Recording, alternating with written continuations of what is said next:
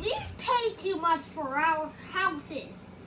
Oh, so you think my rent prices are bad? Okay then.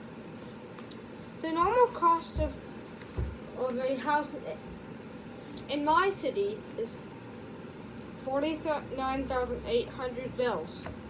In California, the average house payment is $800,172 USD. In cents, the normal cost since we're talking about real world money. One bell is equal to 1 yen. Thus meaning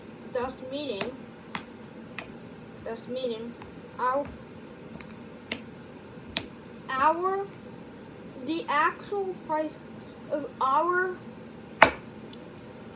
homes is $367